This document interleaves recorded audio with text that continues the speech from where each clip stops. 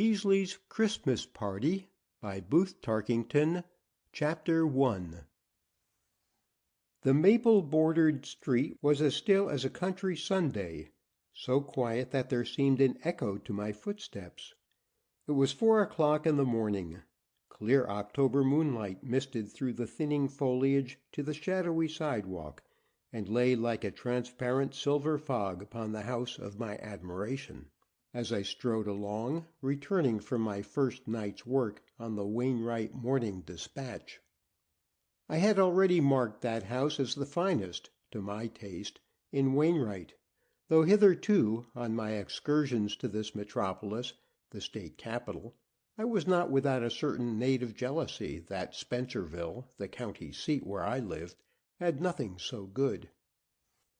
Now, however, I approached its purlieus with a pleasure in it quite unalloyed, for I was at last myself a resident, albeit only of one day's standing, of Wainwright, and the house, though I had not even an idea of who lived there, part of my possessions as a citizen. Moreover, I might enjoy the warmer pride of a next-door neighbor, for Mrs. Applethwaite's, where I had taken a room, was just beyond. This was the quietest part of Wainwright. Business stopped short of it, and the fashionable residence section had overleaped this forgotten backwater, leaving it undisturbed and unchanging, with that look about it which is the quality of few urban quarters, and eventually of none, as a town grows to be a city, the look of still being a neighborhood. This friendliness of appearance was largely the emanation of the homely and beautiful house which so greatly pleased my fancy. It might be difficult to say why I thought it was the finest house in Wainwright, for a simpler structure would be hard to imagine. It was merely a big old-fashioned brick house, painted brown and very plain, set well away from the street among some splendid forest trees, with a fair spread of flat lawn. But it gave back a great deal for your glance, just as some people do. It was a large house, as I say, yet it looked not like a mansion, but like a home, and made you wish that you lived in it. Or, driving by of an evening, you would have liked to hitch your horse and go in. It spoke so surely of hearty, old-fashioned people living there, who would welcome you merrily. It looked like a house where there were a grandfather and a grandmother, where holidays were warmly kept, where there were boisterous family reunions to which uncles and aunts who had been born there would return from no matter what distances, a house where big turkeys would be on the table often, where one called the hired man, and named either Abner or Ole, would crack walnuts upon a flat iron clutched between his knees on the back porch. It looked like a house where they played charades, where there would be long streamers of evergreen and dozens of wreaths of holly at Christmas time, where there were tearful happy weddings and great throwings of rice after little brides from the front broad steps. In a word, it was the sort of a house to make the hearts of spinsters and bachelors very lonely and wistful, and that is about as near as I can come to my reason for thinking it the finest house in Wainwright. The moon hung kindly above its level roof in the silence of that October morning as I checked my gait to loiter along the picket fence. But suddenly the house showed a light of its own. The spurt of a match took my eye to one of the upper windows. Then a steadier glow of orange told me that a lamp was lighted. The window was opened, and a man looked out and whistled loudly. I stopped, thinking that he meant to attract my attention, that something might be wrong, that perhaps someone was needed to go for a doctor. My mistake was immediately evident, however. I stood in the shadow of the trees bordering the sidewalk, and the man at the window had not seen me.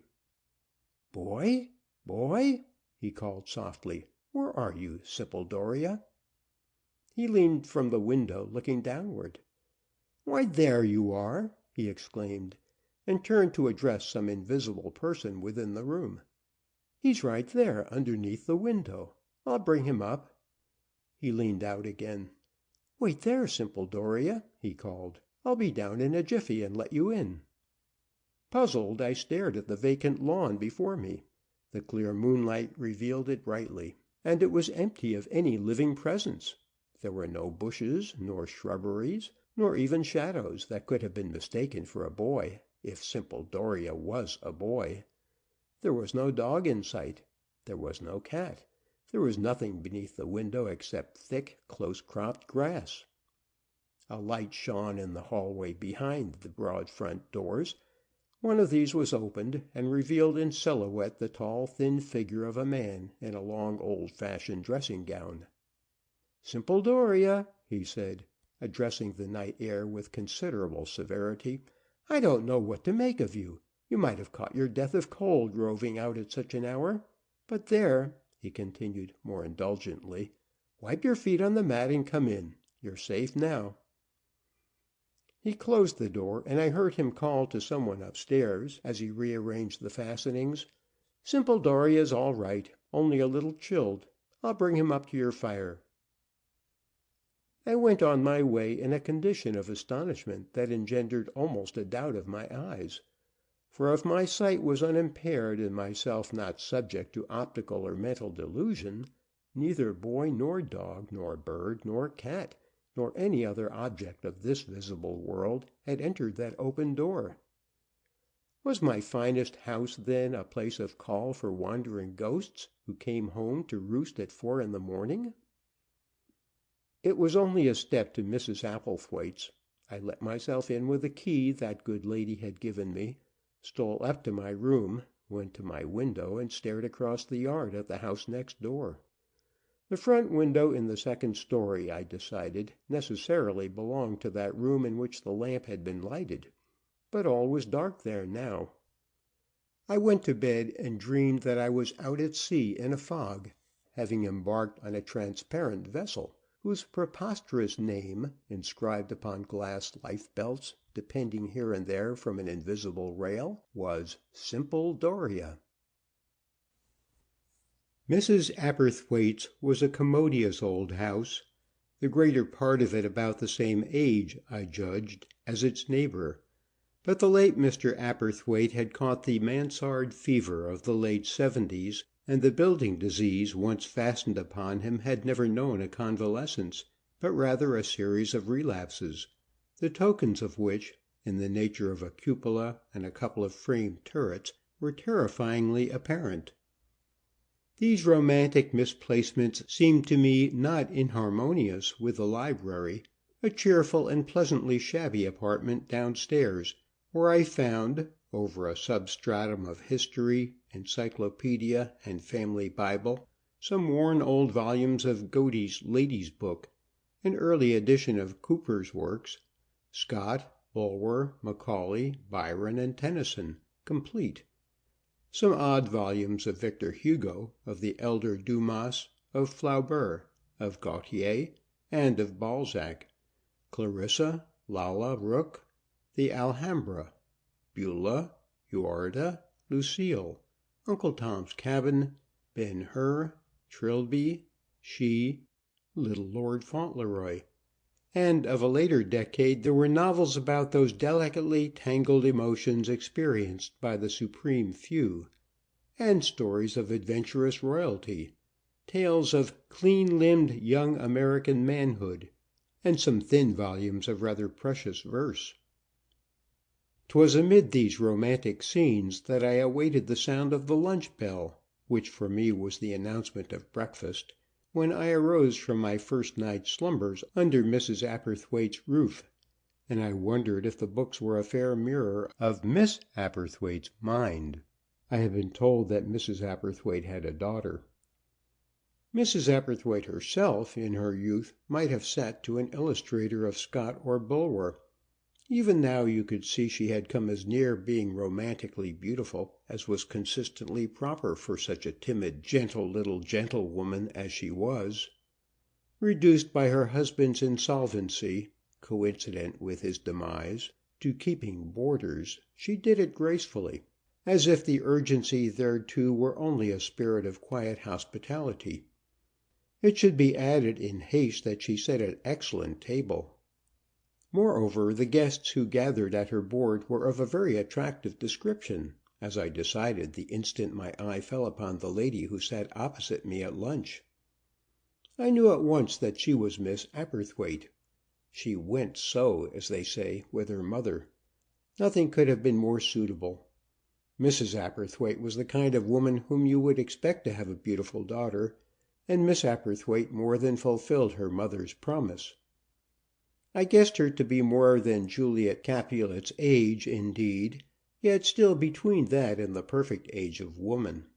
She was of a larger, fuller, more striking type than Mrs. Aberthwaite, a bolder type, one might put it, though she might have been a great deal bolder than Mrs. Aberthwaite without being bold. Certainly she was handsome enough to make it difficult for a young fellow to keep from staring at her. She had an abundance of very soft dark hair, worn almost severely, as if its profusion necessitated repression, and I am compelled to admit that her fine eyes expressed a distant contemplation, obviously of habit, not of mood, so pronounced that one of her enemies, if she had any, might have described them as dreamy. Only one other of my own sex was present at the lunch table, a Mr. Dowden, an elderly lawyer and politician, of whom I had heard, and to whom Mrs. Aberthwaite, coming in after the rest of us were seated, introduced me. She made the presentation general, and I had the experience of receiving a nod and a slow glance, in which there was a sort of dusky, estimating brilliance from the beautiful lady opposite me. It might have been better mannered for me to address myself to Mr. Dowden, or one of the very nice elderly women who were my fellow guests, than to open a conversation with Miss Aberthwaite, but I did not stop to think of that. "You have a splendid old house next door to you here, Miss Aberthwaite," I said. "It's a privilege to find it in view from my window." There was a faint stir as of some consternation in the little company. The elderly ladies stopped talking abruptly, and exchanged glances, though this was not of my observation at the moment, I think, but recurred to my consciousness later, when I had perceived my blunder. "May I ask who lives there?" I pursued. Miss Aberthwaite allowed her noticeable lashes to cover her eyes for an instant, then looked up again. "A Mr. Beasley," she said. "Not the Honorable David Beasley?" I exclaimed. "Yes," she returned, with a certain gravity which I afterwards wished had checked me. "Do you know him?" "Not in person," I explained. "You see, I've written a good deal about him. I was with the Spencerville Journal until a few days ago, and even in the country we know who's who in politics over the state.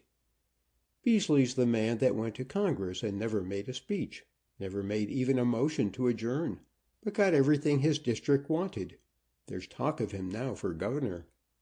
"Indeed?" "And so it's the Honorable David Beasley who lives in that splendid place. How curious that is." "Why?" asked Miss Aberthwaite. "It seems too big for one man," I answered, "and I've always had the impression Mr. Beasley was a bachelor." "Yes," she said rather slowly, "he is."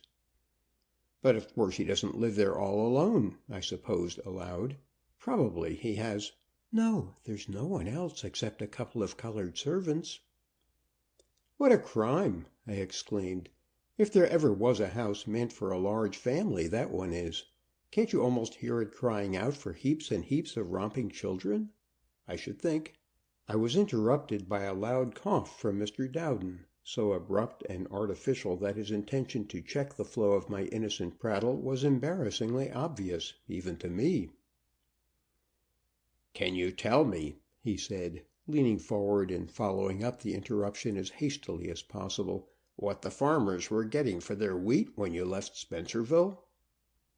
94 cents, I answered, and felt my ears growing red with mortification.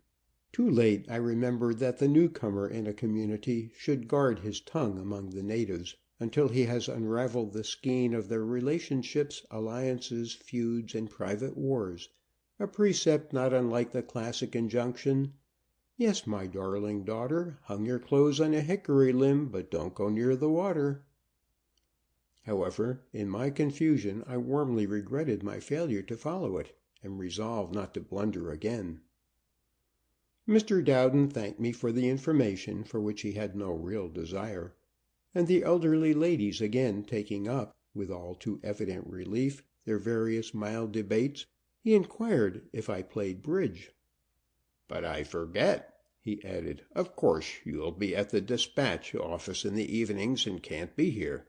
After which he immediately began to question me about my work, making his determination to give me no opportunity again to mention the Honorable David Beasley unnecessarily conspicuous, as I thought.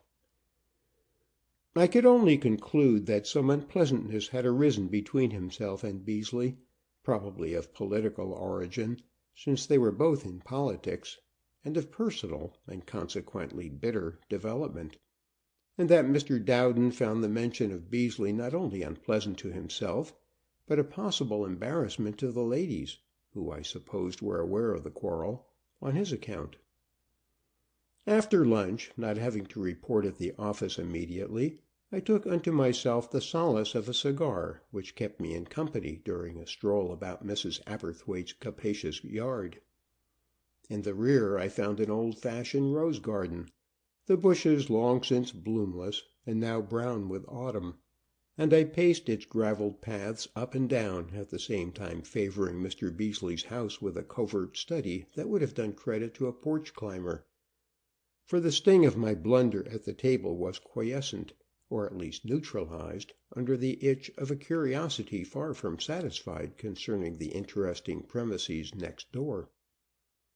The gentleman in the dressing gown, I was sure, could have been no other than the Honorable David Beasley himself. He came not in eye-shot now, neither he nor any other. There was no sign of life about the place. That portion of his yard which lay behind the house was not within my vision, it is true, his property being here separated from Mrs. Aberthwaite's by a board fence higher than a tall man could reach. But there was no sound from the other side of this partition save that caused by the quiet movement of rusty leaves in the breeze. My cigar was at half length when the green latticed door of Mrs. Aberthwaite's back porch was opened, and Miss Aberthwaite, bearing a saucer of milk, issued therefrom, followed hastily by a very white fat cat with a pink ribbon round its neck, a vibrant nose, and fixed voracious eyes uplifted to the saucer. The lady and her cat offered to view a group as pretty as a popular painting. It was even improved when, stooping, Miss Aberthwaite set the saucer upon the ground, and continuing in that posture, stroked the cat. To bend so far is a test of a woman's grace, I have observed. She turned her face toward me and smiled. "I'm almost at the age, you see." "What age?" I asked, stupidly enough. "When we take to cats," she said, rising. "Spinsterhood, we like to call it. Single blessedness." "That is your kind heart. You decline to make one of us happy, to the despair of all the rest." She laughed at this, though with no genuine mirth, I marked, and let my 1830 attempt at gallantry pass without other retort. "You seemed interested in the old place yonder." She indicated Mr. Beasley's house with a nod. "Oh, I understood my blunder," I said quickly. "I wish I had known the subject was embarrassing or unpleasant to Mr. Dowden." "What made you think that?" "Surely," I said, "you saw how pointedly he cut me off." "Yes," she returned thoughtfully. "He rather did, it's true. At least I see how you got that impression." She seemed to muse upon this, letting her eyes fall, then raising them allowed her far-away gaze to rest upon the house beyond the fence, and said, "It is an interesting old place." "And Mr. Beasley himself?" I began. "Oh," she said, "he isn't interesting. That's his trouble." "You mean his trouble not to—" She interrupted me, speaking with sudden surprising energy. "I mean he's a man of no imagination." "No imagination?" I exclaimed. "None in the world. Not 1 ounce of imagination, not 1 grain." "Then who," I cried, "or what is Simple Doria?" "Simple what?"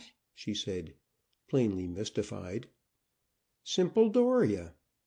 Simple Doria? She repeated, and laughed. What in the world is that? You never heard of it before? Never in my life. You've lived next door to Mr. Beasley a long time, haven't you? All my life. And I suppose you must know him pretty well? What next? She said, smiling. You said he lived there all alone, I went on tentatively. Except for an old colored couple, his servants. Can you tell me? I hesitated. Has he ever been thought, well, queer? Never, she answered emphatically. Never anything so exciting. Merely deadly and hopelessly commonplace. She picked up the saucer, now exceedingly empty, and set it upon a shelf by the lattice door. What was it about? What was that name? Simple Doria?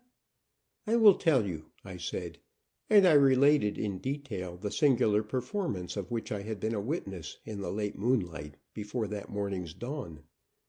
As I talked, we half unconsciously moved across the lawn together, finally seating ourselves upon a bench beyond the rose beds and near the high fence.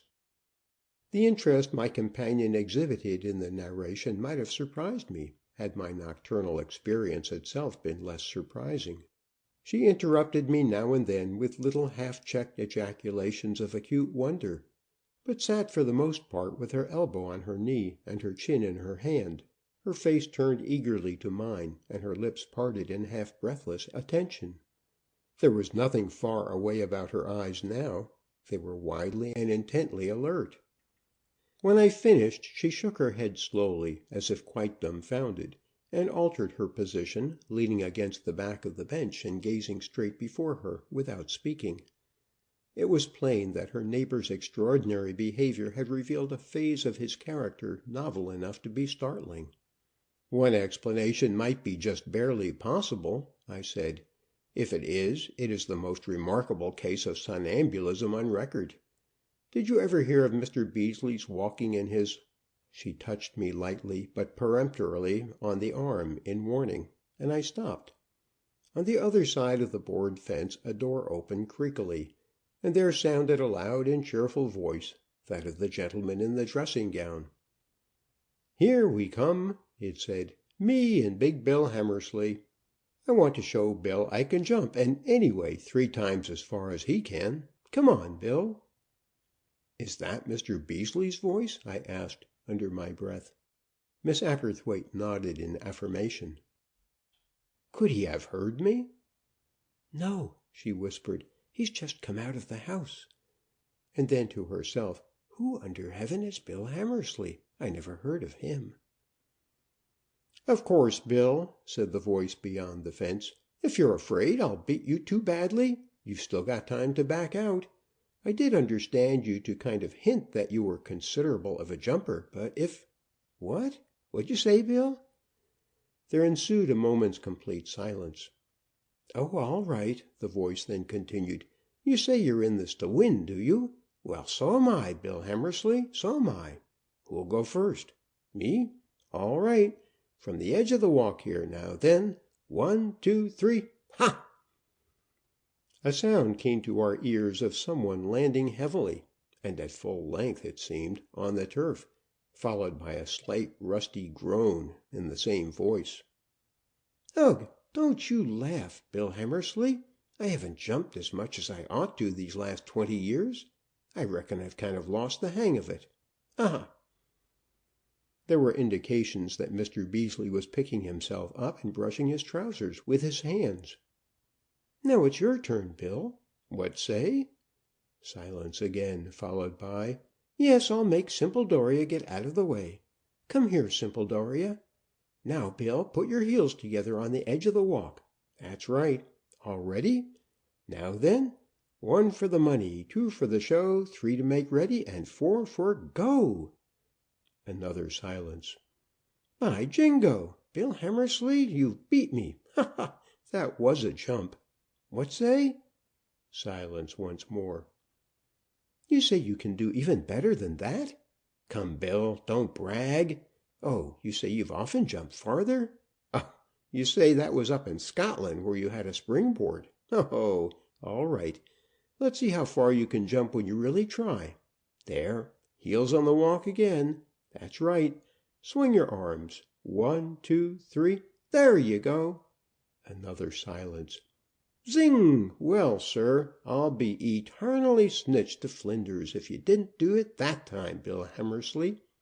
I see I never really saw any jumping before in all my born days. It's 11 feet if it's an inch. What?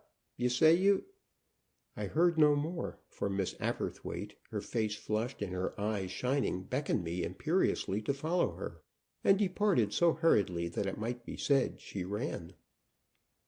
"I don't know," said I, keeping at her elbow, "whether it's more like Alice or the interlocutor's conversation at a minstrel show." "Hush!" she warned me, though we were already at a safe distance, and did not speak again until we had reached the front walk. There she paused, and I noted that she was trembling, and, no doubt correctly, judged her emotion to be that of consternation. "There was no one there!" she exclaimed. "He was all by himself. It was just the same as what you saw last night." "Evidently." "Did it sound to you?" There was a little awed tremor in her voice that I found very appealing. "Did it sound to you like a person who'd lost his mind?" "I don't know," I said. "I don't know at all what to make of it." "He couldn't have been—" her eyes grew very wide. "Intoxicated?" "No, I'm sure it wasn't that." "Then I don't know what to make of it either. All that wild talk about Bill Hammersley and Simple Doria and springboards in Scotland and—" "And an 11-foot jump," I suggested. "Why, there's no more of Bill Hammersley," she cried, with a gesture of excited emphasis, "than there is a Simple Doria." "So it appears," I agreed. "He's lived there all alone," she said solemnly, "in that big house so long, just sitting there evening after evening all by himself, never going out, never reading anything, not even thinking, but just sitting and sitting and sitting and sitting. Well," she broke off suddenly, shook the frown from her forehead, and made me the offer of a dazzling smile, "there's no use bothering one's own head about it." "I'm glad to have a fellow witness," I said. "It's so eerie I might have concluded there was something the matter with me." "You're going to your work?" she asked, as I turned toward the gate. "I'm very glad I don't have to go to mine." "Yours?" I inquired rather blankly. "I teach algebra and plain geometry at the high school," said this surprising young woman. "Thank heaven it's Saturday.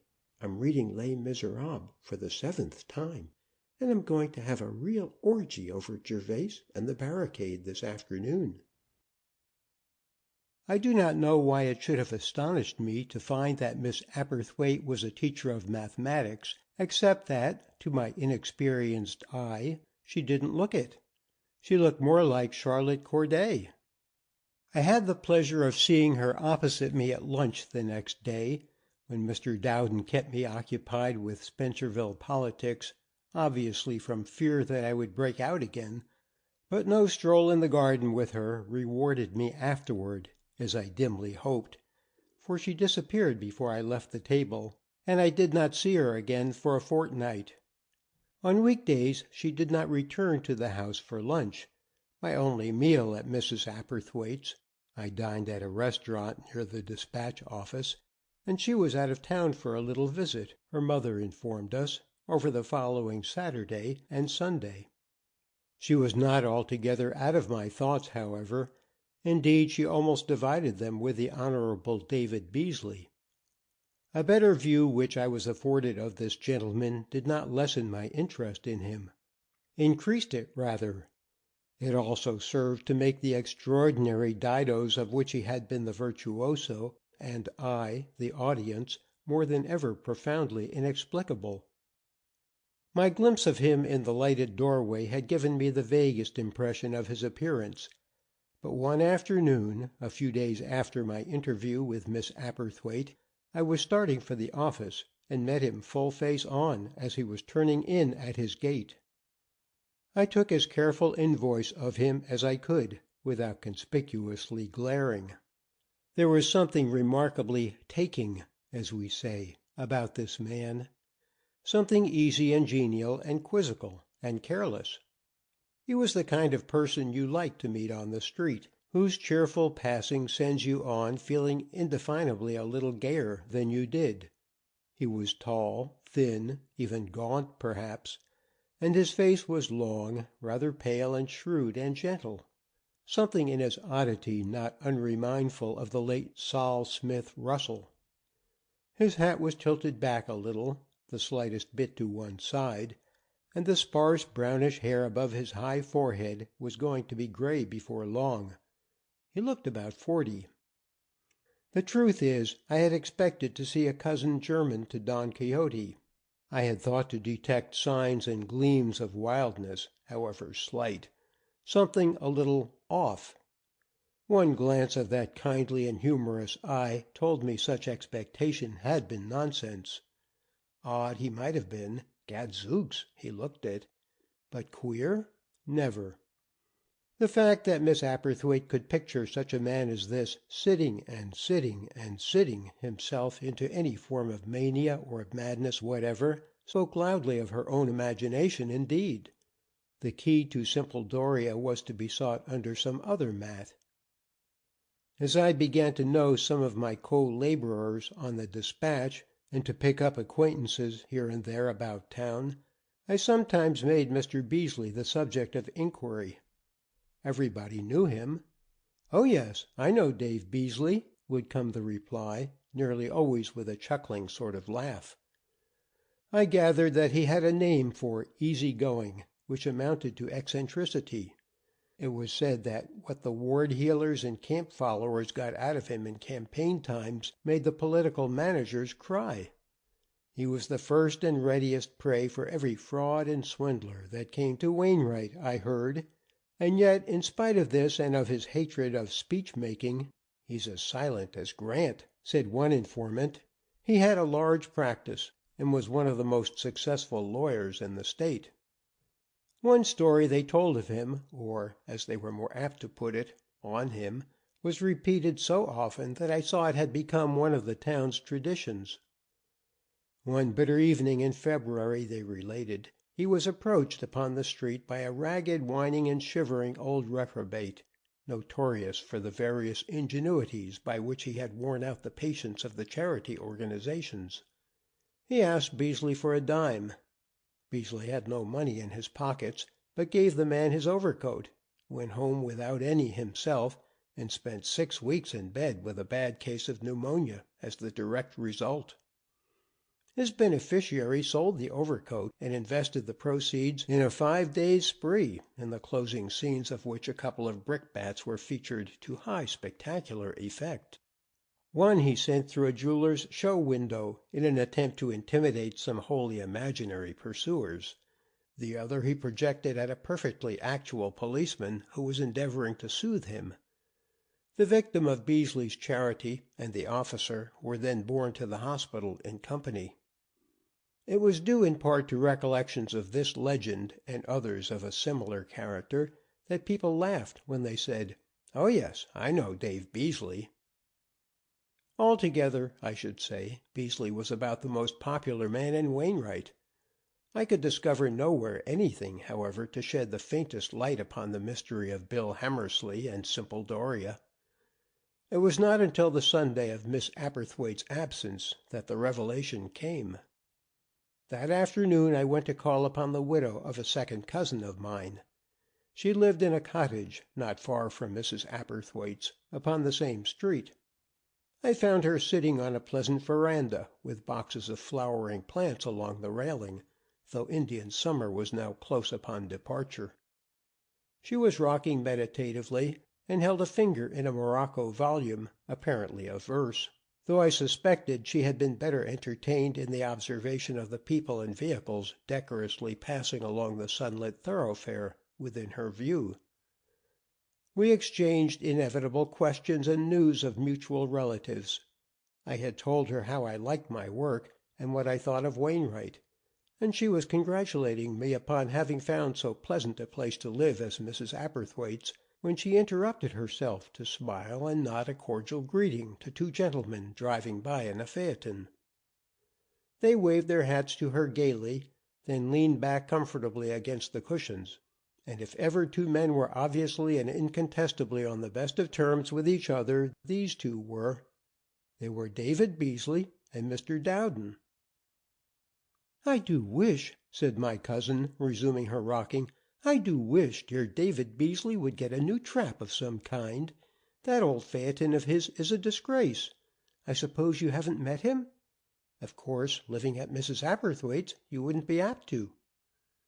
"But what is he doing with Mr. Dowden?" I asked. She lifted her eyebrows. "Why, taking him for a drive, I suppose." "No, I mean, how did they happen to be together?" "Why shouldn't they be? They're old friends." "They are?" And in answer to her look of surprise, I explained that I had begun to speak of Beasley at Mrs. Aberthwaite's, and described the abruptness with which Dowden had changed the subject. "I see," my cousin nodded comprehendingly. "That's simple enough. George Dowden didn't want you to speak of Beasley there. I suppose it may have been a little embarrassing for everybody, especially if Ann Aberthwaite heard you." "Ann? That's Miss Aberthwaite?" "Yes, I was speaking directly to her. Why shouldn't she have heard me? She talked of him herself a little later, and at some length, too." "She did?" My cousin stopped rocking and fixed me with her glittering eye. "Well, of all—" "Is it so surprising?" The lady gave her boat to the waves again. "Ann Aberthwaite thinks about him still," she said, with something like vindictiveness. "I've always suspected it. She thought you were new to the place and didn't know anything about it all, or anybody to mention it to. That's it." "I'm still new to the place," I urged, "and still don't know anything about it all." "They used to be engaged," was her succinct and emphatic answer. I found it but too illuminating. "Oho!" I cried. "I was an innocent, wasn't I?" "I'm glad she does think of him," said my cousin. "It serves her right. I only hope he won't find it out, because he's a poor, faithful creature. He'd jump at the chance to take her back, and she doesn't deserve him." "How long has it been," I asked, "since they used to be engaged?" "Oh, a good while. 5 or 6 years ago, I think. Maybe more. Time skips along. Ann Aberthwaite's no chicken, you know." Such was the lady's expression. "They got engaged just after she came home from college, and of all the idiotically romantic girls—" "But she's a teacher," I interrupted, "of mathematics." "Yes," she nodded wisely. "I always thought that explained it. The romance is a reaction from algebra. I never knew a person connected with mathematics or astronomy or statistics or any of those exact things who didn't have a crazy streak in 'em somewhere. They've got to blow off steam and be foolish to make up for putting in so much of their time at hard sense. But don't you think that I dislike Ann Aberthwaite. She's always been one of my best friends. That's why I feel at liberty to abuse her, and I always will abuse her when I think of how she treated poor David Beasley." "How did she treat him?" "Threw him over out of a clear sky one night. That's all. Just sent him home, and broke his heart. That is, it would have been broken if he'd had any kind of disposition, except the one the Lord blessed him with. Just all optimism and cheerfulness, and make the best of it-ness. He's never cared for anybody else, and I guess he never will." "What did she do it for?"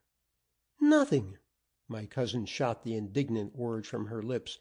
"Nothing in the wide world." "But there must have been—" "Listen to me," she interrupted, "and tell me if you ever heard anything queerer in your life. They'd been engaged, heaven knows how long, over 2 years, probably nearer 3, and always she kept putting it off. Wouldn't begin to get ready, wouldn't set a day for the wedding.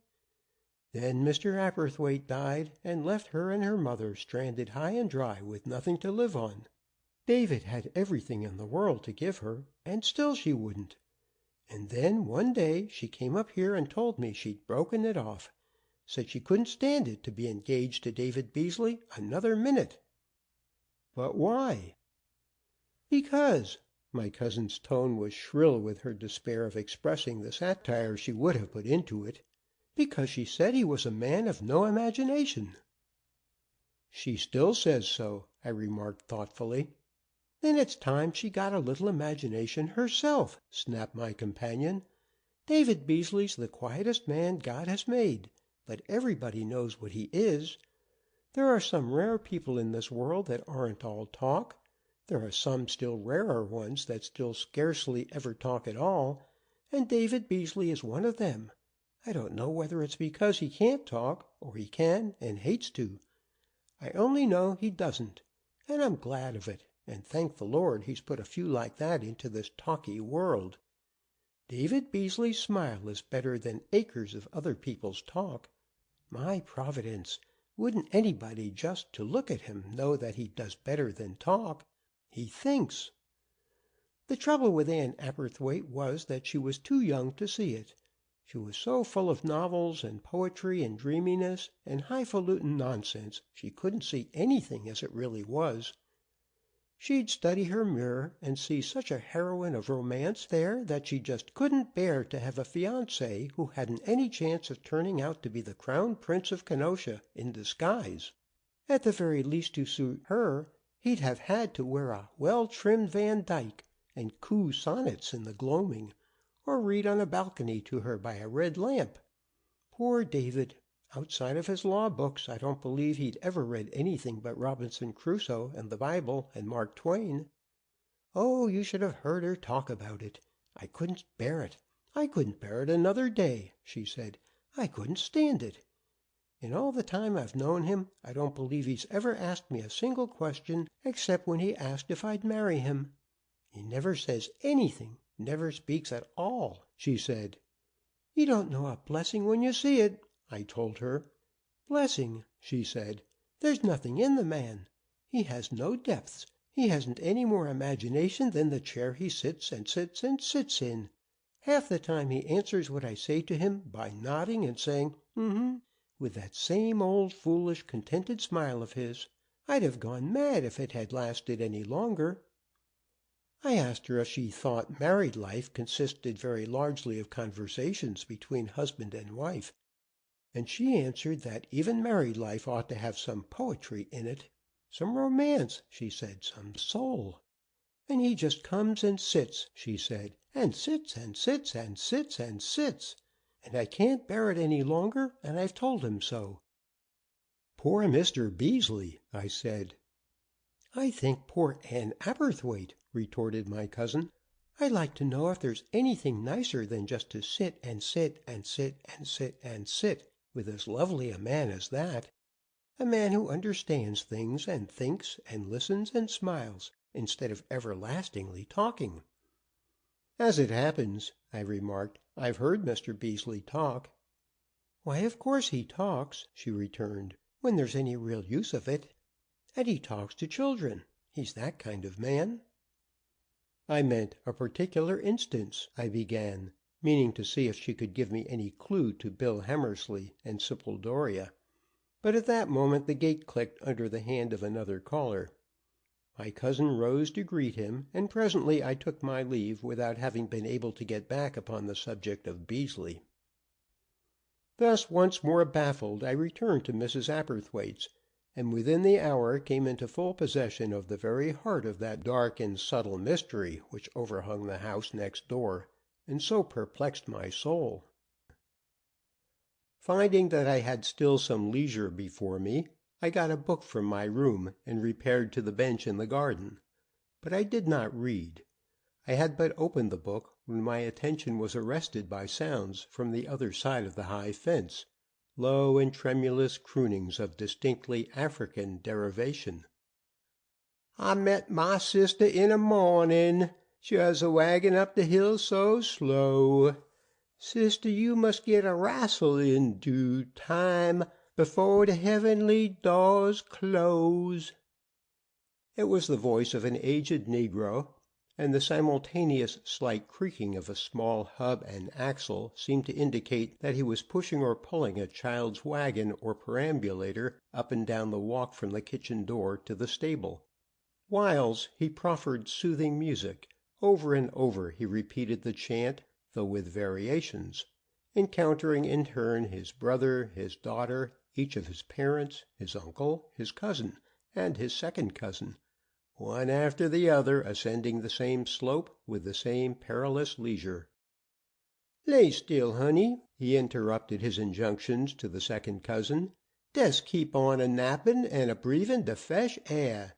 Dat's what's gwine make you good and well agin." Then there spoke the strangest voice that ever fell upon my ear. It was not like a child's, neither was it like a very old person's voice. It might have been a grasshopper's, it was so thin and little, and made of such tiny wavers and quavers and creakings.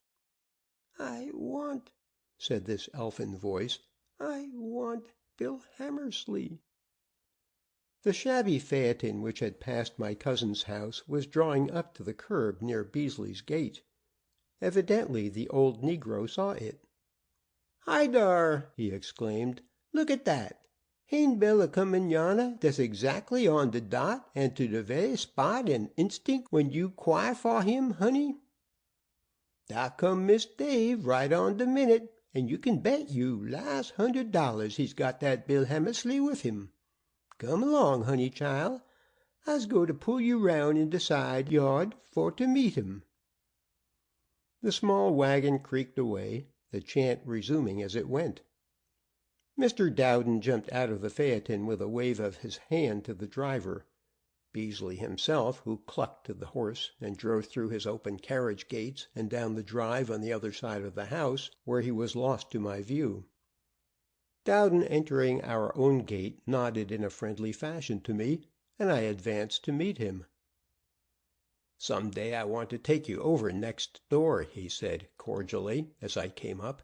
"You ought to know Beasley, especially as I hear you're doing some political reporting. Dave Beasley's going to be the next governor of this state, you know." He laughed, offered me a cigar, and we sat down together on the front steps. "From all I hear," I rejoined, "you ought to know who'll get it." It was said in town that Dowden would come pretty near having the nomination in his pocket. "I expect you thought I shifted the subject pretty briskly the other day." He glanced at me quizzically from under the brim of his black felt hat. "I meant to tell you about that, but the opportunity didn't occur. You see—" "I understand," I interrupted. "I've heard the story. You thought it might be embarrassing to Miss Aberthwaite." "I expect I was pretty clumsy about it," said Dowden, cheerfully. "Well, well." He flicked his cigar with a smothered ejaculation that was half a sigh and half a laugh.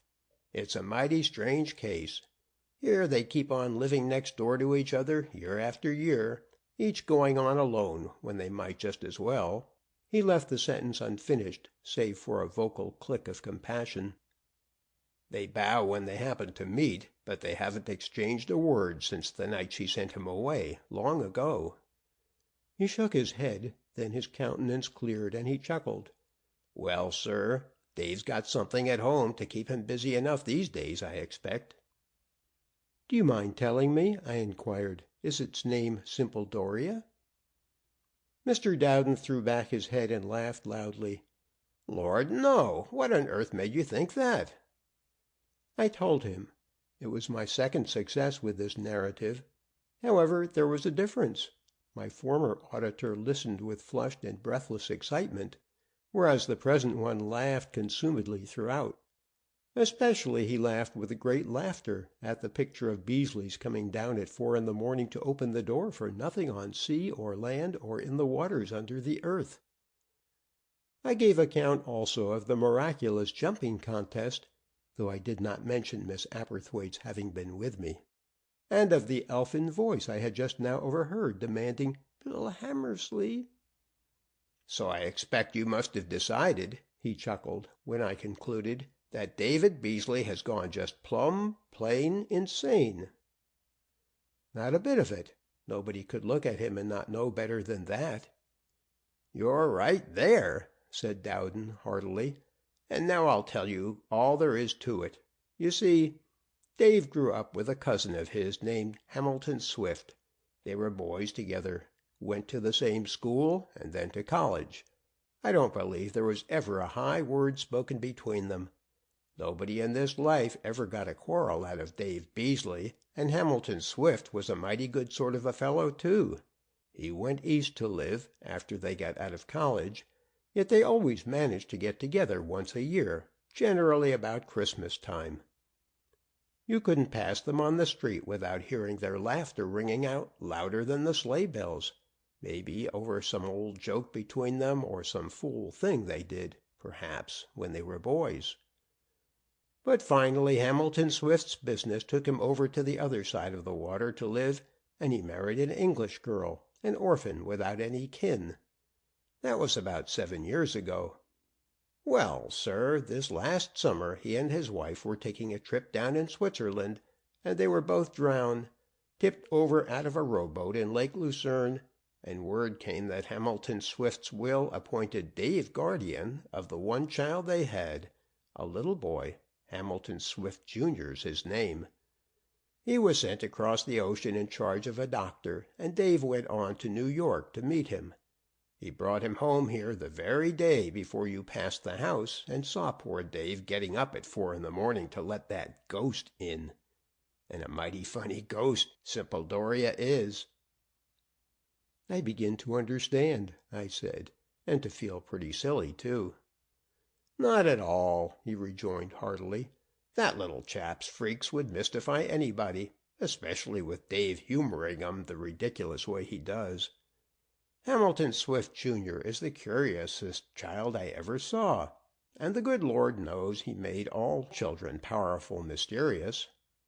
This poor little cuss has a complication of infirmities that have kept him on his back most of his life, never knowing other children, never playing or anything, and he's got ideas and ways that I never saw the beat of. He was born sick, as I understand it. His bones and nerves and insides are all wrong somehow, but it's supposed he gets a little better from year to year. He wears a pretty elaborate set of braces, and he's subject to attacks, too, I don't know the name of 'em, and loses what little voice he has sometimes, all but a whisper. He had one, I know, the day after Beasley brought him home, and that was probably the reason you thought Dave was carrying on all to himself about that jumping match out in the back yard. The boy must have been lying there in the little wagon they have for him while Dave cuts up shines with Bill Hammersley. Of course, most children have make-believe friends and companions, especially if they haven't any brothers or sisters. But this lonely little feller's got his people worked out in his mind and materialized beyond any I ever heard of. Dave got well acquainted with them on the train on the way home, and they certainly are giving him a lively time. Oh, getting him up at 4 in the morning." Mr. Dowden's mirth overcame him for a moment. When he had mastered it, he continued, "Sympathize. Now where do you suppose he got that name? Well, anyway, Sympathize is supposed to be Hamilton Swift, Jr.'s St. Bernard dog. Beasley had to bathe him the other day, he told me. And Bill Hammersley is supposed to be a boy of Hamilton Swift, Jr.'s own age, but very big and strong. He has rosy cheeks, and he can do more in athletics than a whole college track team. That's the reason he outjumped Dave so far, you see." Miss Aberthwaite was at home the following Saturday. I found her in the library with Les Miserables on her knee when I came down from my room a little before lunch time, and she looked up and gave me a smile that made me feel sorry for anyone she had ceased to smile upon. "I wanted to tell you," I said, with a little awkwardness but plenty of truth. "I've found out that I'm an awful fool." "But that's something," she returned encouragingly, "at least the beginning of wisdom." "I mean about Mr. Beasley, the mystery I was absurd enough to find in Sympathize.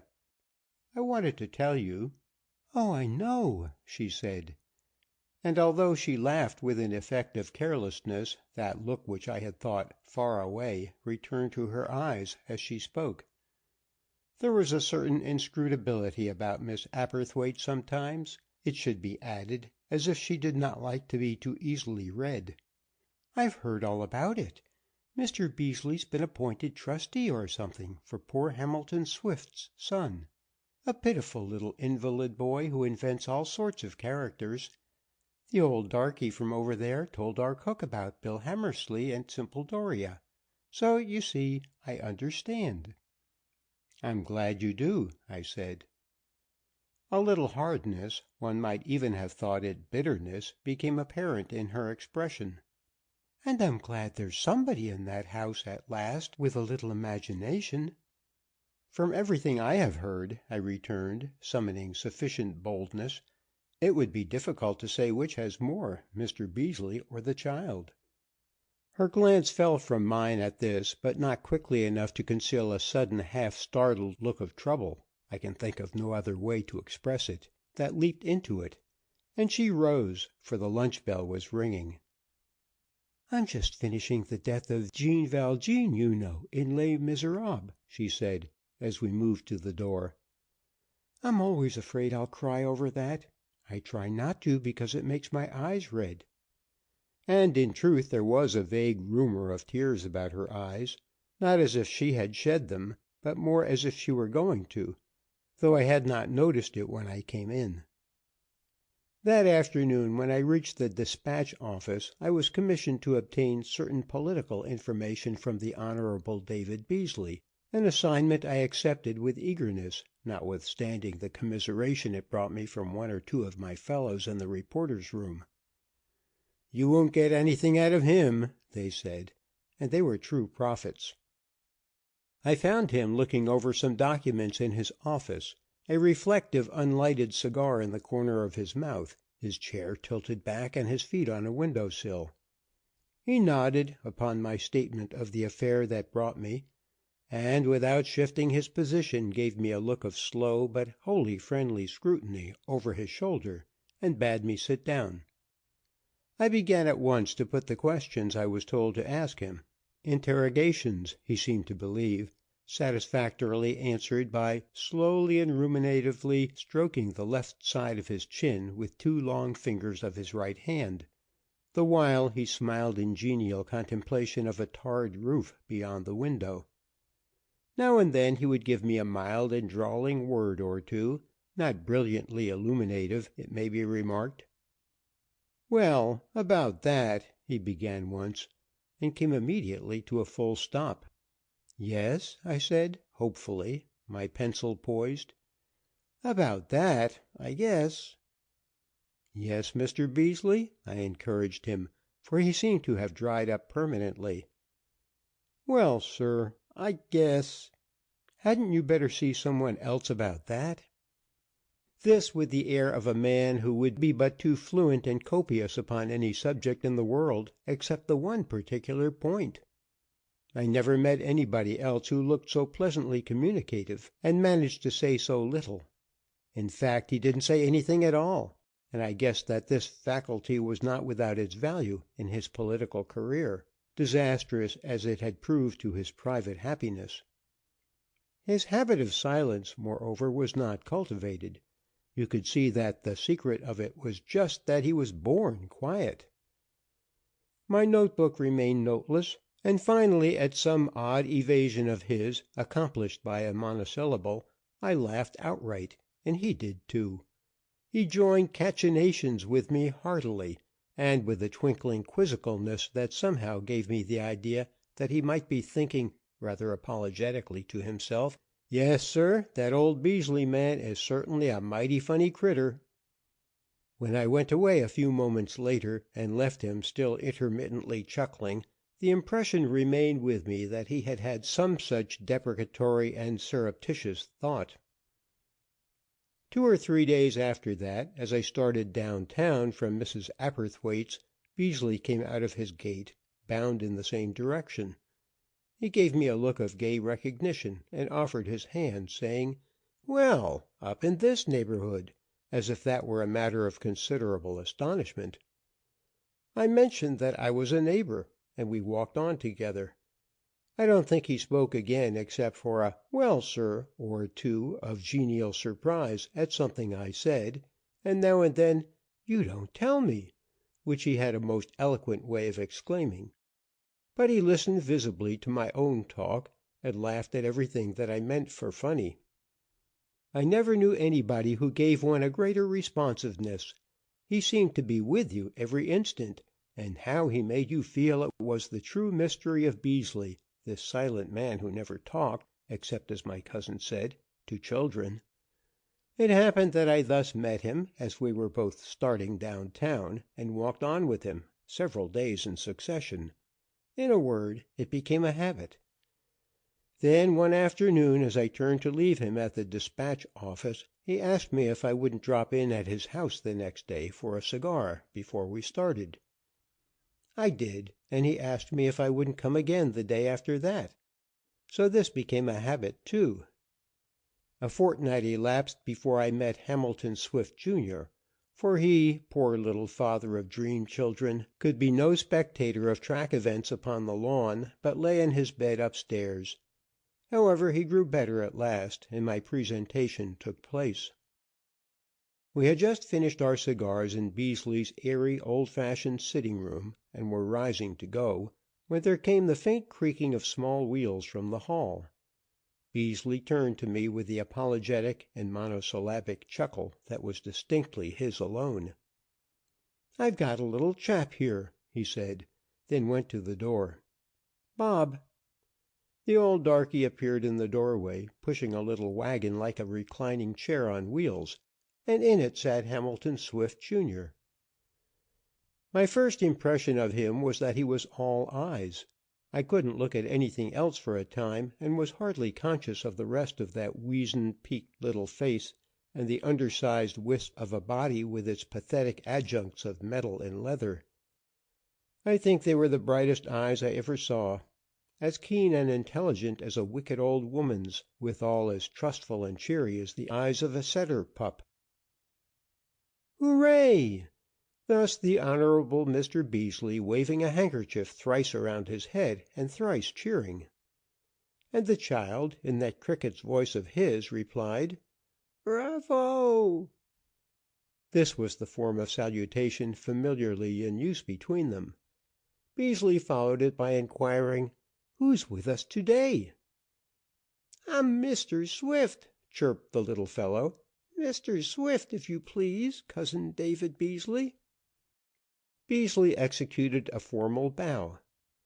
"There is a gentleman here who'd like to meet you," and he presented me with some grave phrases commendatory of my general character, addressing the child as Mr. Swift, whereupon Mr. Swift gave me a ghostly little hand, and professed himself glad to meet me.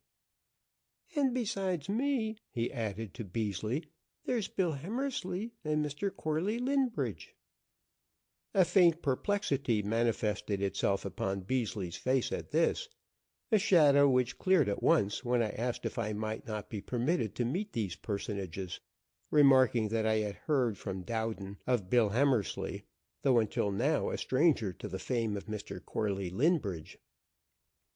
Beasley performed the ceremony with intentional elegance, while the boy's great eyes swept glowingly from his cousin's face to mine and back again. I bowed and shook hands with the heir, once to my left and once to my right. "And Simple Doria," cried Mr. Swift. "You'll enjoy Simple Doria." "Above all things," I said. "Can he shake hands? Some dogs can." "Watch him." Mr. Swift lifted a commanding finger. "Simple Doria, shake hands." I knelt beside the wagon and shook an imaginary big paw. At this Mr. Swift again shook hands with me, and allowed me to perceive in his luminous regard a solemn commendation and approval. In this wise was my initiation into the beautiful old house and the cordiality of its inmates completed, and I became a familiar of David Beasley and his ward, with the privilege to go and come as I pleased. There was always gay and friendly welcome. I always came for the cigar after lunch, sometimes for lunch itself. Sometimes I dined there instead of downtown, and now and then when it happened that an errand or assignment took me that way in the afternoon, I would run in and visit a while with Hamilton Swift, Jr. and his circle of friends. There were days, of course, when his attacks were upon him, and only Beasley and the doctor and old Bob saw him. I do not know what the boy's mental condition was at such times, but when he was better and could be wheeled about the house again to receive callers, he displayed an almost dismaying activity of mind. It was active enough, certainly, to keep far ahead of my own. And he was masterful. Still, Beasley and Dowden and I were never directly chidden for insubordination, though made to wince painfully by the look of troubled surprise that met us when we were not quick enough to catch his meaning. The order of the day with him always began with the "Hooray!" and "Bravo!" of greeting, after which we were to inquire, "Who's with us to-day?" whereupon he would make known the character in which he elected to be received for the occasion. If he announced himself as Mr. Swift, everything was to be very grown up and decorous indeed. Formalities and distances were observed, and Mr. Corley Linbridge, an elderly personage of great dignity and distinction as a mountain climber, was much oftener included in the conversation than Bill Hammersley. If, however, he declared himself to be Hamilton Swift, Jr., which was his happiest mood, Bill Hammersley and Simple Doria were in the ascendant, and there were games and contests. Dowden, Beasley, and I all slid down the banisters on one of Hamilton Swift, Jr.'s days, at which really picturesque spectacle the boy almost cried with laughter, and old Bob and his wife, who came running from the kitchen, did cry. He had a third appellation for himself, just Little Hamilton, but this was only when the creaky voice could hardly chirp at all, and the weazened face was drawn to one side with suffering. When he told us he was just Little Hamilton, we were very quiet. Once for 10 days his invisibles all went away on a visit. Hamilton Swift, Jr. had become interested in bears. While this lasted, all of Beasley's trousers were, as Dowden said, a sight. For that matter, Dowden himself was quite hoarse in court from growling so much. The bears were dismissed abruptly. Bill Hammersley and Mr. Corley Linbridge and Simple Doria came trooping back, and with them they brought that wonderful family, the Hunchbergs. Beasley had just opened the front door, returning at noon from his office, when Hamilton Swift, Jr.'s voice came piping from the library, where he was reclining in his wagon by the window. "Cousin David Beasley! Cousin David, come a-running!" he cried. "Come a-running! The Hunchbergs are here!" Of course Cousin David Beasley came a-running, and was immediately introduced to the whole Hunchberg family, a ceremony which old Bob, who was with the boy, had previously undergone with courtly grace. "They like Bob," explained Hamilton.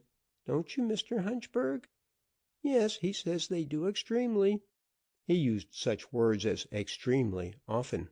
Indeed, as Dowden said, he talked like a child in a book, which was due, I dare say, to his English mother. "And I'm sure," the boy went on, "that all the family will admire Cousin David. Yes, Mr. Hunchberg says he thinks they will." And then, as Bob told me, he went almost out of his head with joy when Beasley offered Mr. Hunchberg a cigar and struck a match for him to light it. "But whar," exclaimed the old darky, "whar in de name of de good Lord do de child get dem names? Hit like to scare me." That was a subject often debated between Dowden and me. There was nothing in Wainwright that could have suggested them, and it did not seem probable he could have remembered them from over the water. In my opinion, they were the inventions of that busy and lonely little brain. I met the Hunchberg family myself the day after their arrival, and Beasley by that time had become so well acquainted with them that he could remember all their names, and helped in the introductions. There was Mr. Hunchberg, evidently the child's favorite, for he was described as the possessor of every engaging virtue, and there was that lively matron, Mrs. Hunchberg. There were the Hunchberg young gentlemen, Tom, Noble, and Grandee, and the young ladies, Miss Queen, Miss Marble, and Miss Molana, all exceedingly gay and pretty. There was also Colonel Hunchberg, an uncle. Finally, there was Aunt Cooley Hunchberg, a somewhat decrepit but very amiable old lady. Mr. Corley Linbridge happened to be calling at the same time, and as it appeared to be Beasley's duty to keep the conversation going, and constantly to include all of the party in its general flow, it struck me that he had truly, as Dowden said, enough to keep him busy. The Hunchbergs had lately moved to Wainwright from Constantinople, I learned. They had decided not to live in town, however, having purchased a fine farm out in the country, and on account of the distance were able to call at Beasley's only about 8 times a day, and seldom more than twice in the evening. Whenever a mystic telephone announced that they were on the way, the child would have himself wheeled to a window, and when they came in sight he would cry out in wild delight, while Beasley hastened to open the front door and admit them. They were so real to the child, and Beasley treated them with such consistent seriousness, that between the two of them I sometimes began to feel that there actually were such people, and to have moments of half surprise that I couldn't see them, particularly as each of the Hunchbergs developed a character entirely his own to the last peculiarity, such as the aged Aunt Cooley Hunchberg's deafness, on which account Beasley never once forgot to raise his voice when he addressed her. Indeed, the details of actuality in all this appeared to bring as great a delight to the man as to the child. Certainly he built them up with infinite care. On one occasion, when Mr. Hunchberg and I happened to be calling, Hamilton remarked with surprise that Simple Doria had come into the room without licking his hand as he usually did, and had crept under the table. Mr. Hunchberg volunteered the information, through Beasley, that upon his approach to the house he had seen Simple Doria chasing a cat. It was then debated whether chastisement was in order, but finally decided that Simple Doria's surreptitious manner of entrance and his hiding under the table were sufficient indication that he well understood his baseness, and would never let it happen again. And so Beasley, having coaxed him out from under the table, the offender sat up and begged, and was forgiven. I could almost feel the splendid shaggy head under my hand when, in turn, I patted Simple Doria to show that the reconciliation was unanimous. Autumn trailed the last leaves behind her flying brown robes one night. We woke to a scurry of snow next morning, and it was winter. Downtown along the sidewalks the merchants set lines of poles, covered them with evergreen, and ran streamers of green overhead to encourage the festal shopping. Salvation Army Santa Clauses stamped their feet and rang bells on the corners, and pink-faced children fixed their noses immovably to display windows. For them the season of seasons, the time of times, was at hand. To a certain new reporter on the Dispatch, the stir and gaiety of the streets meant little more than that the days had come when it was night in the afternoon, and that he was given fewer political assignments. This was annoying, because Beasley's candidacy for the governorship had given me a personal interest in the political situation. The nominating convention of his party would meet in the spring. The nomination was certain to carry the election also, and thus far Beasley showed more strength than any other man in the field. "Things are looking his way," said Dowden. "He's always working hard for the party, not on the stump, of course," he laughed. "But the boys understand there are more important things than speech making. His record in Congress gave him the confidence of everybody in the state, and besides that, people always trust a quiet man. I tell you, if nothing happens, he'll get it." "I'm for Beasley," another politician explained in an interview, "because he's Dave Beasley. Yes, sir, I'm for him. You know the boys say if a man is only for you in this state, there isn't much in it, and he may go back on it. But if he's for you, he means it. Well, I'm for Beasley."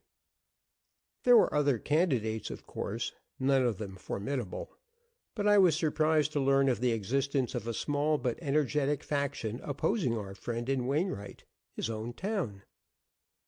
"What are you surprised about?" inquired Dowden. "Don't you know what our folks are like yet? If St. Paul lived in Wainwright, do you suppose he could run for constable without some of his near neighbors getting out to try and down him?" The head and front, and backbone, too, of the opposition to Beasley was a close-fisted, hard-knuckled, risen-from-the-soil sort of man, one named Simeon Peck. He possessed no inconsiderable influence, I heard, was a hard worker, and vigorously seconded by an energetic lieutenant, a young man named Grist. These and others they had been able to draw to their faction were bitterly and eagerly opposed to Beasley's nomination, and worked without ceasing to prevent it. I quote the invaluable Mr. Dowden again. "Grist's against us because he had a quarrel with a clerk in Beasley's office, and wanted Beasley to discharge him, and Beasley wouldn't. Sim Peck's against us out of just plain wrong-headedness, and because he never was for anything nor fur anybody in his life. I had a talk with the old mutton-head the other day. He said our candidate ought to be a farmer, a man of the common people, and when I asked him where he'd find anybody more a man of the common people than Beasley, he said Beasley was too much of a society man to suit him. The idea of Dave as a society man was too much for me, and I laughed in Sim Peck's face. But that didn't stop Sim Peck. 'Just look at the style he lives in,' he yelped. 'Ain't he fairly lapped in luxury? Look at that big house he lives in. Look at the way he goes around in that phaeton of his, and a nigger to drive him half the time.' I had to holler again, and of course that made Sim twice as mad as he started out to be, and he went off swearing he'd show me before the campaign was over. The only trouble he and Grist and that crowd could give us would be by finding out something against Dave, and they can't do that because there isn't anything to find out." I shared his confidence on this latter score, but was somewhat less sanguine on some others. There were only two newspapers of any political influence in Wainwright, the Dispatch and the Journal. Both operated in the interest of Beasley's party, and neither had come out for him. The gossip I heard about our office led me to think that each was waiting to see what headway Sim Peck and his faction would make. The Journal, especially, I knew, had some inclination to coquet with Peck, Grist and Company. Altogether, their faction was not entirely to be despised. Thus my thoughts were a great deal more occupied with Beasley's chances than with the holiday spirit that now, with firs and bells and wreathing mists of snow, breathed good cheer over the town. So little indeed had this spirit touched me that one evening when one of my colleagues, standing before the great fire in the reporter's room, yawned and said he'd be glad when tomorrow was over, I asked him what was the particular trouble with tomorrow. "Christmas," he explained languidly. "Always so tedious. Like Sunday." "It makes me homesick," said another, a melancholy little man who was forever bragging of his native Duluth. "Christmas," I repeated. "Tomorrow." It was Christmas Eve, and I had not known it. I leaned back in my chair in sudden loneliness. What pictures coming before me of long ago Christmas Eves at home, old Christmas Eves when there was a tree. My name was called. The night city editor had an assignment for me. "Go up to Sim Peck's on Madison Street," he said. "He thinks he's got something on David Beasley, but won't say anything more over the telephone. See what there is in it." I picked up my hat and coat and left the office at a speed which must have given my superior the highest conception of my journalistic zeal. At a telephone station on the next corner I called up Mrs. Apperthwaite's house and asked for Dowden. "What are you doing?" I demanded, when his voice had responded. "Playing bridge," he answered. "Are you going out anywhere?" "No. What's the trouble?" "I'll tell you later. I may want to see you before I go back to the office." "All right. I'll be here all evening." I hung up the receiver and made off on my errand. Downtown the streets were crowded with the package-laden people, bending heads and shoulders to the bitter wind, which swept a blinding sleet-like snow horizontally against them. At corners it struck so tumultuous a blow upon the chest of the pedestrians that for a moment it would halt them, and you could hear them gasping half-smothered ahs like bathers in a heavy surf. Yet there was a gaiety in this eager gale. The crowds pressed anxiously yet happily up and down the street in their generous search for things to give away. It was not the rich who struggled through the storm tonight. These were people who carried their own bundles home. You saw them, toilers and savers, tired mothers and fathers, worn with the grinding thrift of all the year, but now for this one night careless of how hard saved the money, reckless of everything but the joy of giving it to bring the children joy on the one great tomorrow. So they bent their heads to the freezing wind, their arms laden with daring bundles, and their hearts uplifted with the tremulous happiness of giving more than they could afford. Meanwhile, Mr. Simeon Peck, honest man, had chosen this season to work harm, if he might, to the gentlest of his fellow men. I found Mr. Peck waiting for me at his house. There were 4 other men with him, one of whom I recognized as Grist, a squat young man with slippery-looking black hair and a lambrequin mustache. They were donning their coats and hats in the hall when I arrived. "From the Dispatch, hey?" Mr. Peck gave me greeting, as he wound a knit comforter about his neck. "That's good. We'd most give you up. This here's Mr. Grist and Mr. Henry P. Cullop and Mr. Gus Schulmeyer, 3 men that feel the same way about Dave Beasley that I do. That other young fellow," he waved a mittened hand to the 4th man, "he's from the Journal. Likely you're acquainted." The young man from the Journal was unknown to me. Moreover, I was far from overjoyed at his presence. "I've got you newspaper men here," continued Mr. Peck, "because I'm going to show you something about Dave Beasley that'll open a good many folks' eyes when it's in print." "Well, what is it?" I asked rather sharply. "Just hold your horses a little bit," he retorted. "Grist and me knows, and so do Mr. Cullop and Mr. Schulmeyer, and I'm going to take them and you 2 reporters to look at it. All ready? Then come on." He threw open the door, stooped to the gust that took him by the throat, and led the way out into the storm. "What is he up to?" I gasped to the Journal man, as we followed in a straggling line. "I don't know any more than you do," he returned. "He thinks he's got something that'll queer Beasley. Peck's an old fool, but it's just possible he's got hold of something.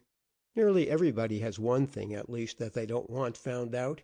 It may be a good story. Lord, what a night!" I pushed ahead to the leader's side. "See here, Mr. Peck," I began, but he cut me off. "You listen to me, young man. I'm giving you some news for your paper, and I'm getting at it my own way, but I'll get at it, don't you worry. I'm going to let some folk around here know what kind of a feller Dave Beasley really is.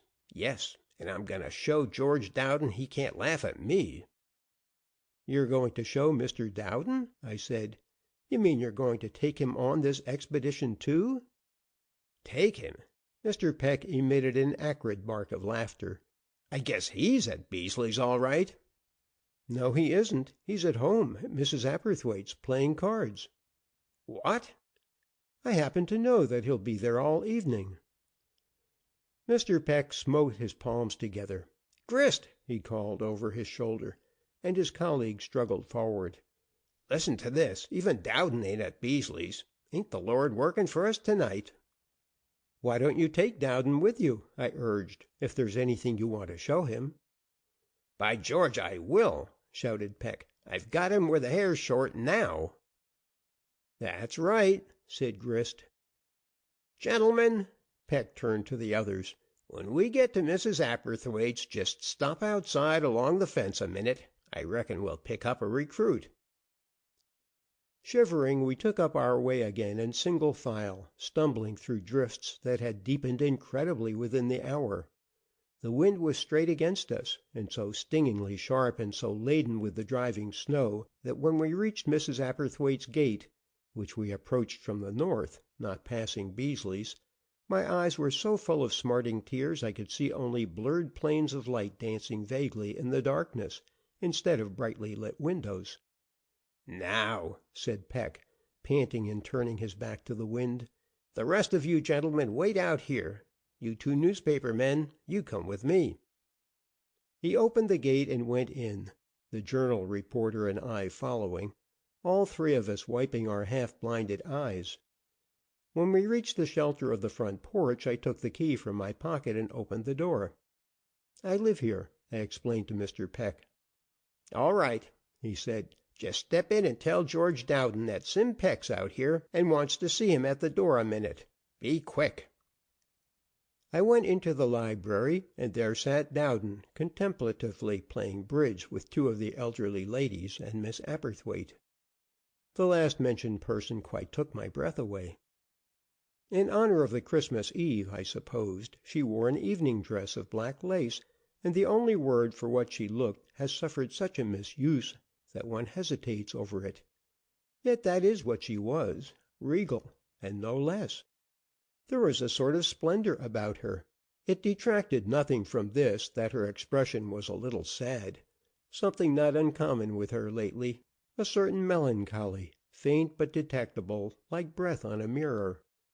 I had attributed it to Jean Valjean, though perhaps tonight it might have been due merely to bridge. "What is it?" asked Dowden, when, after an apology for disturbing the game, I had drawn him out in the hall. I motioned toward the front door. "Simeon Peck. He thinks he's got something on Mr. Beasley. He's waiting to see you."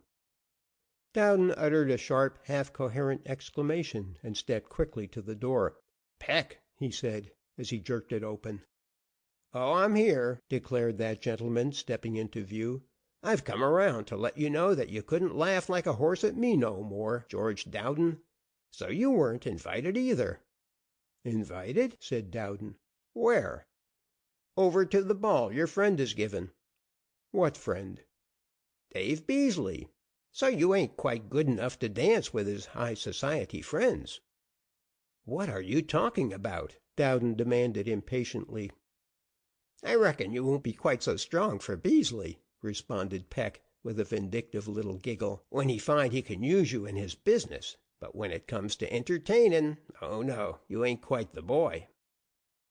"I'd appreciate your explaining," said Dowden. "It's kind of cold standing here." Peck laughed shrilly.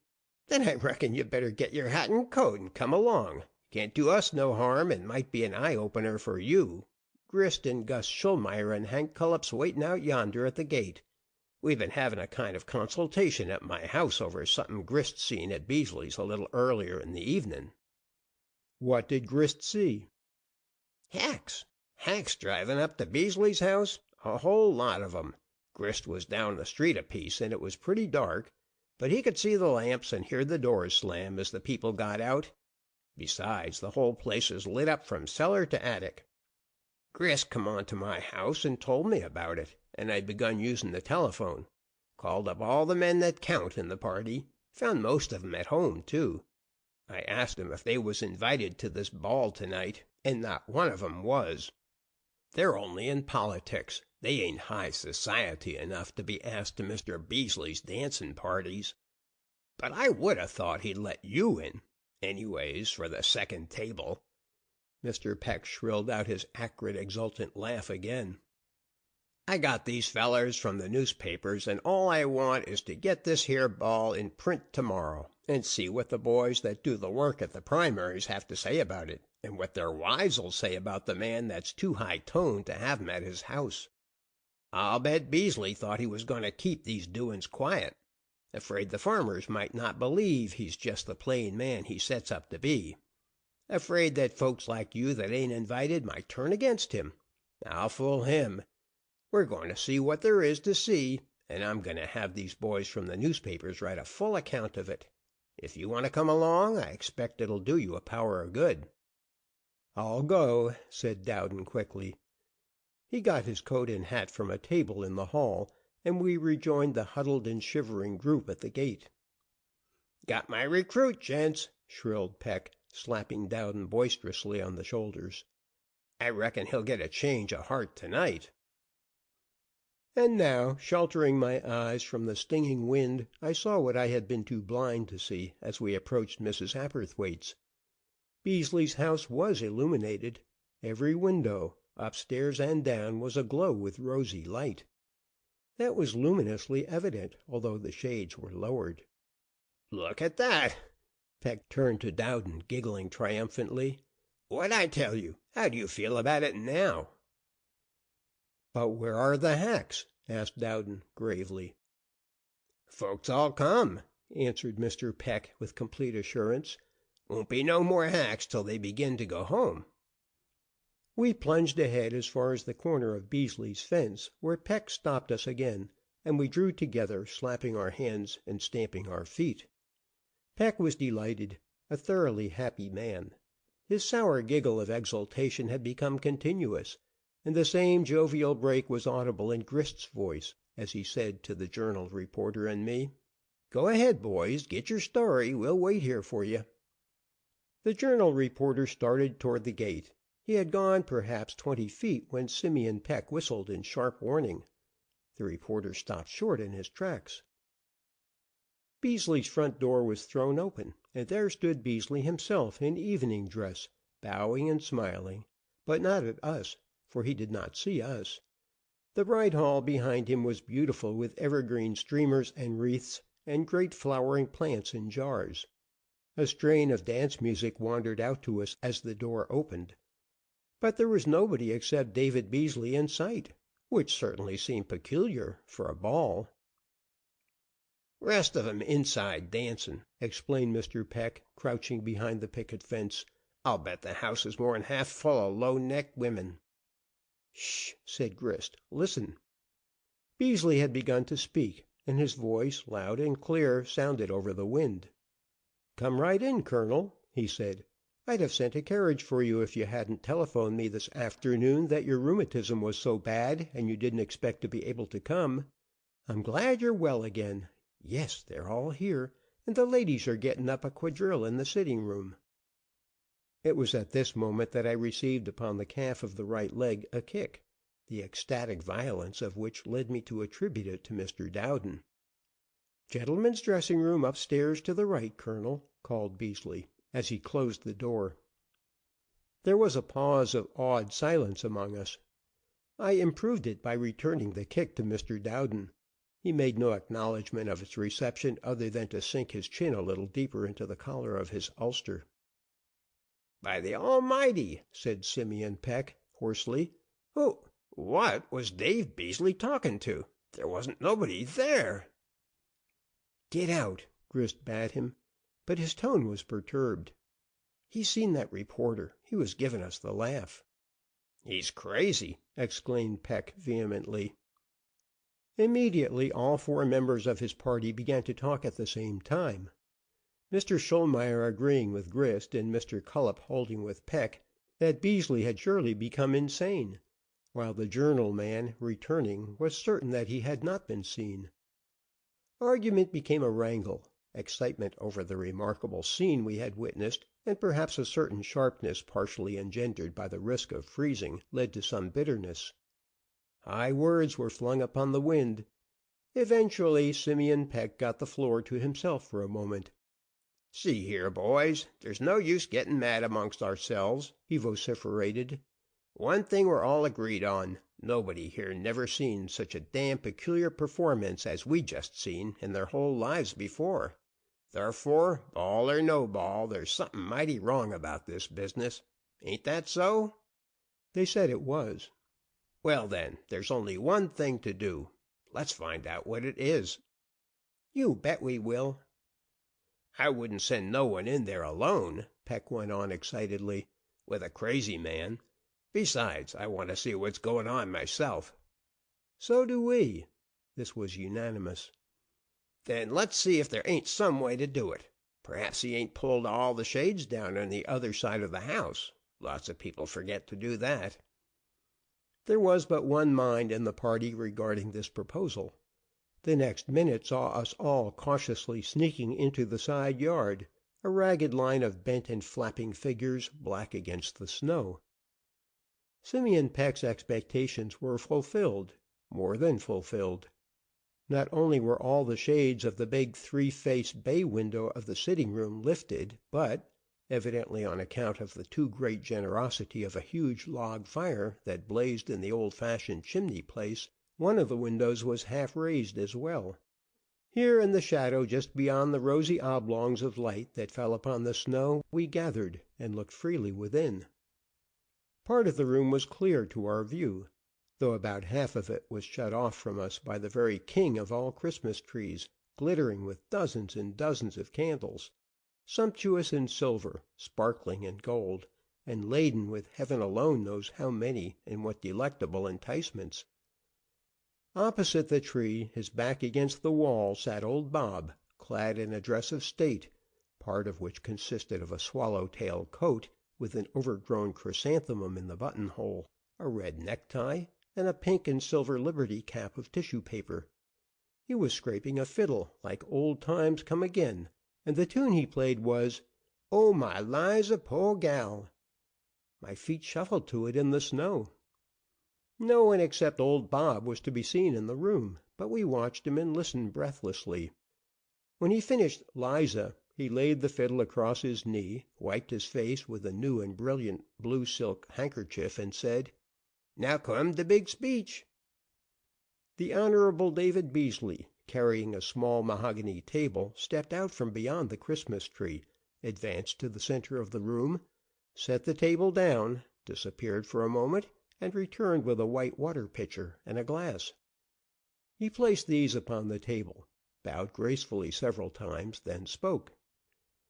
"Ladies and gentlemen," there he paused.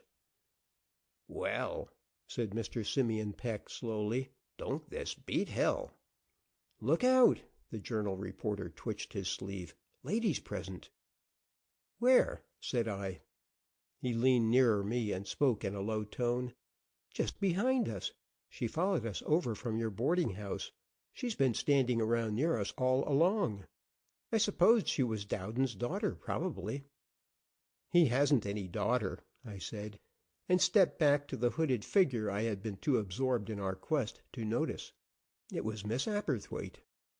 She had thrown a loose cloak over her head and shoulders, but enveloped in it as she was, and crested and epauletted with white, I knew her at once.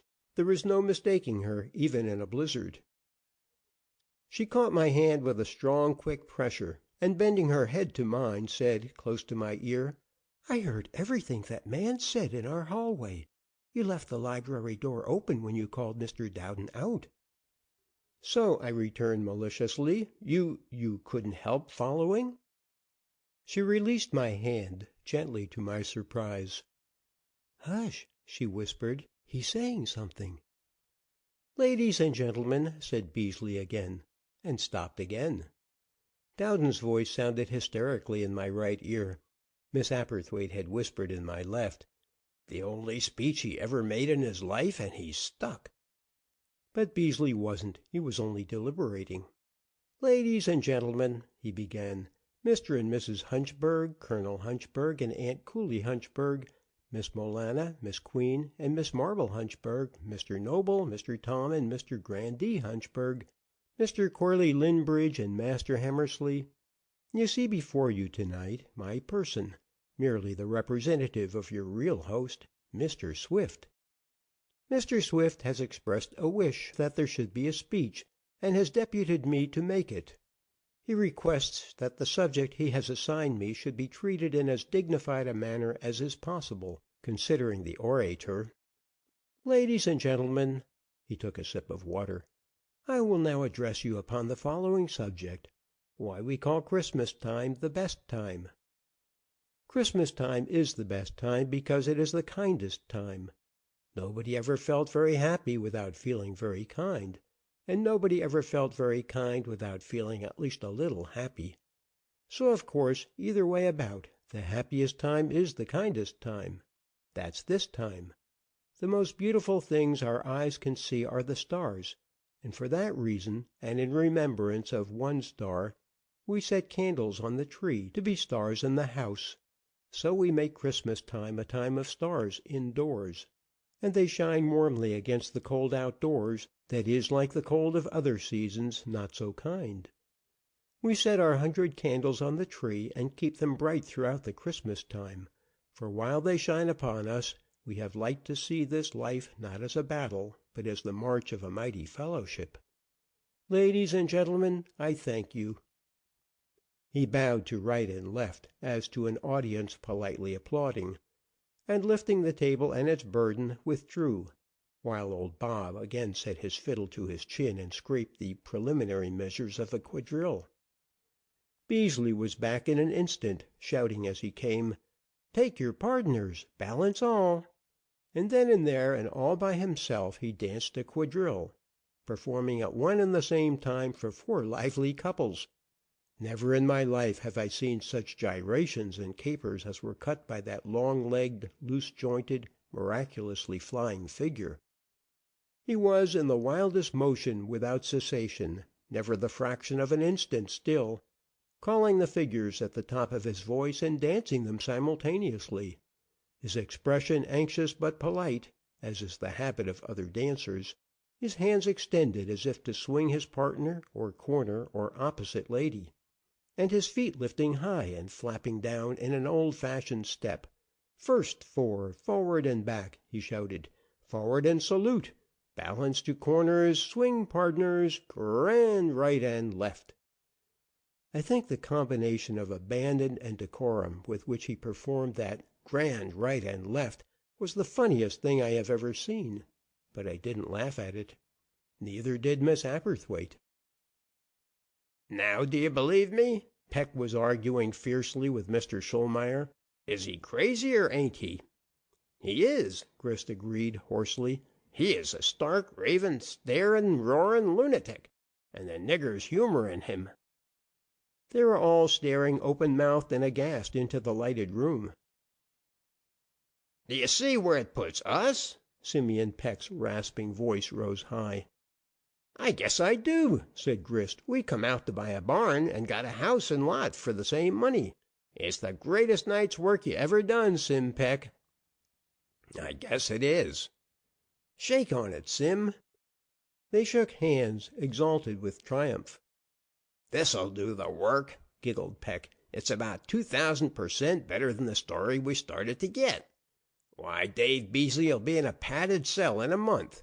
It'll be all over town to morrow, and he'll have as much chance for governor as that nigger in there." In his ecstasy he smote Dowden deliriously on the ribs. "What do you think of your candidate now?" "Wait," said Dowden.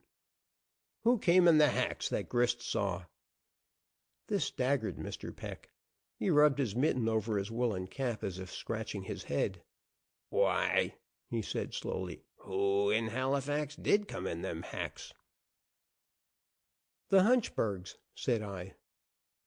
"Who's the Hunchbergs? Where—" "Listen," said Dowden.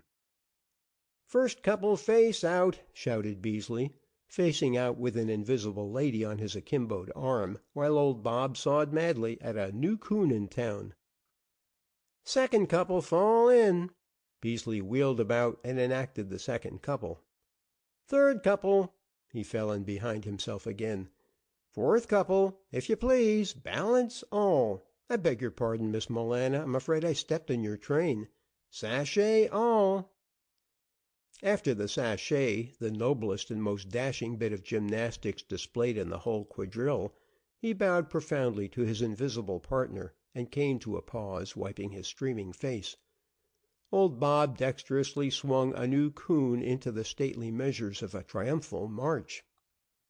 "And now," Beasley announced in stentorian tones, "if the ladies will be so kind as to take the gentlemen's arms, we will proceed to the dining room and partake of a slight collation." Thereupon came a slender piping of joy from that part of the room screened from us by the tree. "Oh, Cousin David Beasley, that was the beautifulest quadrille ever danced in the world. And please, won't you take Mrs. Hunchberg out to supper?"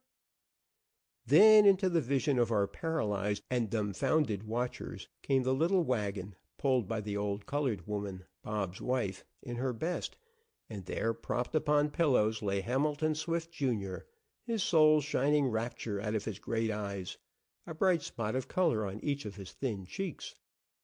He lifted himself on one elbow, and for an instant something seemed to be wrong with the brace under his chin. Beasley sprang to him and adjusted it tenderly. Then he bowed elaborately toward the mantelpiece. "Mrs. Hunchberg," he said, May I have the honor?" and offered his arm. "And I must have Mr. Hunchberg," chirped Hamilton. "He must walk with me." "He tells me," said Beasley, "he'll be mighty glad to. And there's a plate of bones for simple Doria." "You lead the way," cried the child. "You and Mrs. Hunchberg." "Are we all in line?" Beasley glanced back over his shoulder. "Hooray! Now let us on. Ho there!" "Bravo!" applauded Mr. Swift. And Beasley, his head thrown back and his chest out proudly, led the way, stepping nobly and in time to the exhilarating measures.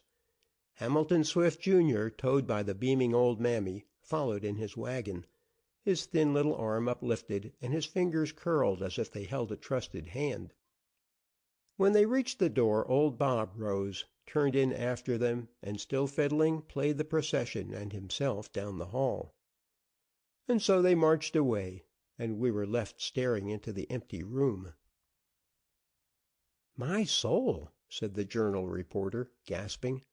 "And he did all that just to please the little sick kid?"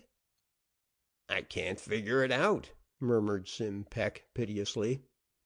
"I can," said the Journal reporter. "This story will be all over town to morrow." He glanced at me, and I nodded. "It will be all over town," he continued, "though not in any of the papers, and I don't believe it's going to hurt Dave Beasley's chances any." Mr. Peck and his companions turned toward the street. They went silently. The young man from the Journal overtook them. "Thank you for sending me," he said cordially. "You've given me a treat. I'm for Beasley." Dowden put his hand on my shoulder. He had not observed the third figure still remaining.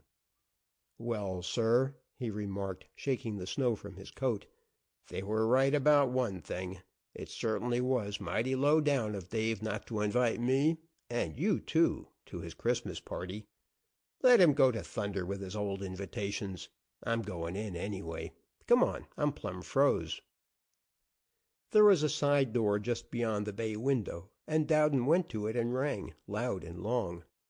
It was Beasley himself who opened it. "What in the name," he began, as the ruddy light fell upon Dowden's face and upon me, standing a little way behind. "What are you two, snowbanks? What on earth are you fellows doing out here?" "We've come to your Christmas party, you old horse thief." Thus Mr. Dowden. "Hooray!" said Beasley. Dowden turned to me. "Aren't you coming?" "What are you waiting for, old fellow?" said Beasley. I waited a moment longer, and then it happened. She came out of the shadow and went to the foot of the steps, her cloak falling from her shoulders as she passed me. I picked it up. She lifted her arms pleadingly, though her head was bent with what seemed to me a beautiful sort of shame. She stood there with the snow driving against her, and did not speak. Beasley drew his hand slowly across his eyes, to see if they were really there, I think. "David," she said at last, "you got so many lovely people in your house tonight. Isn't there room for just one fool? It's Christmas time."